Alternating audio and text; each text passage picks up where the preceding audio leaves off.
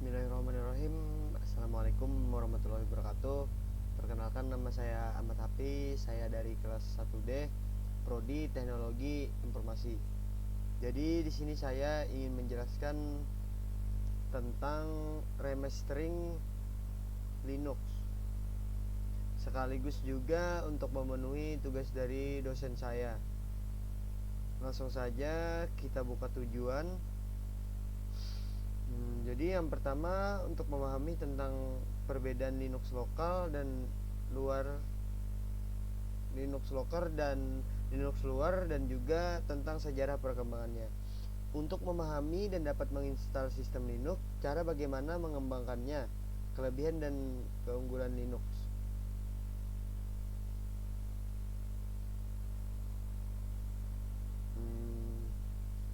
Langsung saja, ini ada software remastering.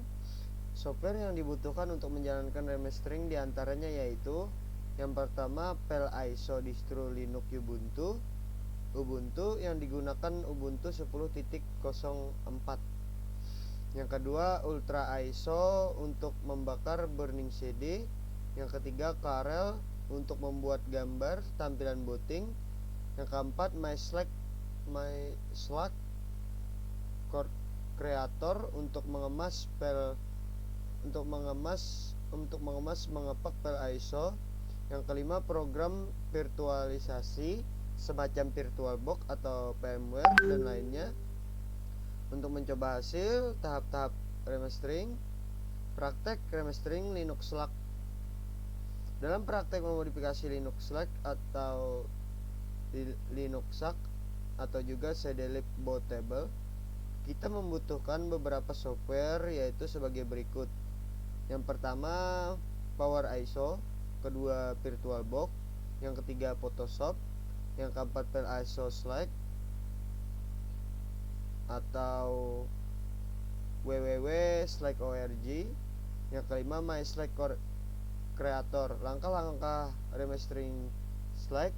Yang pertama, membuat gambar dengan Photoshop. Gambar pertama dengan nama Slack PNG atau background booting dengan dimensi 640 dikali 480. Gambar kedua dengan nama Splash Top PNG untuk gambar atas loading bar dengan dimensi 400 kali 260. Gambar ketiga dengan nama Shutdown Knox PNG untuk gambar logout dengan dimensi 128 kali 128.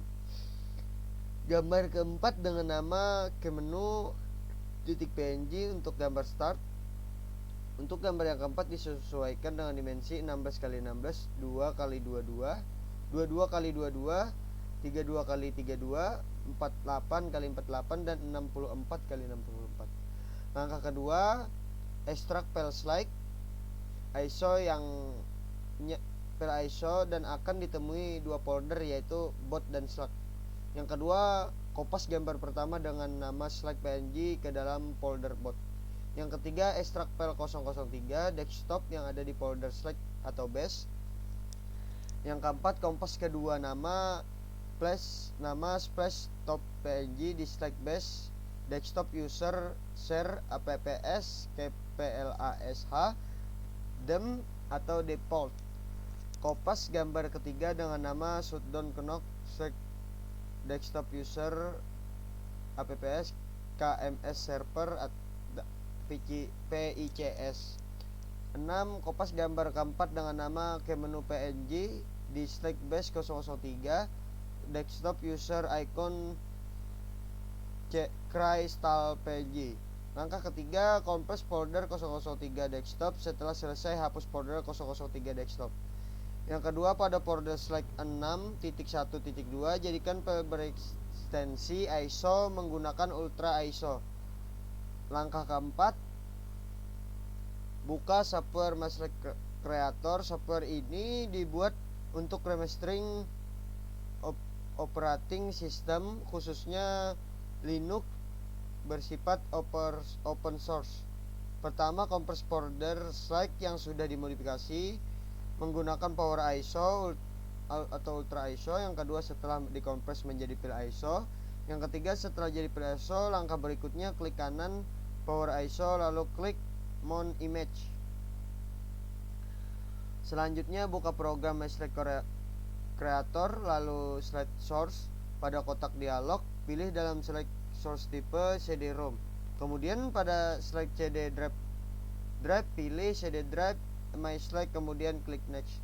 Yang kelima, selanjutnya masukkan modul slide tambahan pada Linux. Jika ingin menambahkan module pada slide, klik add module. Jika tidak ingin menambahkan module, klik next. Jika sudah menghapus module yang tidak perlu, klik next. Lalu langkah berikutnya yaitu modify boot option. Setelah modify boot selesai, klik next. Untuk create my slide, klik create ISO untuk membuat slide yang sudah dimodifikasi. Testing Linux dengan VirtualBox. Buka aplikasi VirtualBox lalu klik new. Untuk membuat mesin baru, tentukan nama PLOS lalu klik next. Tentukan besarnya memori RAM yang akan dialokasikan. Yang keempat, tentukan hard disk virtual di port. Create a virtual hard drive now, klik next. Tentukan tipe hard disk, klik next. 6. Pilih dialokasikan secara dinamik, klik next. Tentukan lokasi dan ukuran hard disk virtual. Setelah membuat, klik mulai. Klik gambar folder di samping kanan browse ISO yang sudah di remastering tadi. Yang ke-10, klik mulai. Jadi kesimpulannya, dengan selesainya remastering Linux Mint yang berjudul Kumpulan Cerita Rakyat Nusantara ini bisa menguntungkan bagi pengguna. Meskipun sederhana tetapi bermanfaat karena pengguna tidak perlu menginstal secara manual lagi. Sedikit saran, dalam pembuatan remastering ini banyak hambatan yang itu semua adalah suatu pelajaran baru bagi saya. Seharusnya adalah pembuatan suatu program. Seorang mahasiswa sebelumnya sudah diberi materi pembelajaran yang sifatnya mengenalkan, karena dalam pengerjaannya sendiri jika sebelumnya belum pernah dikenalkan sama sekali, maka nantinya akan mengalami banyak sekali hambatan. Dan harapan saya semoga proyek akhir ini berguna bagi untuk teman-teman saya selanjutnya. Mungkin itu saja yang dapat saya sampaikan. Salah hilap mohon maaf. Wassalamualaikum warahmatullahi wabarakatuh.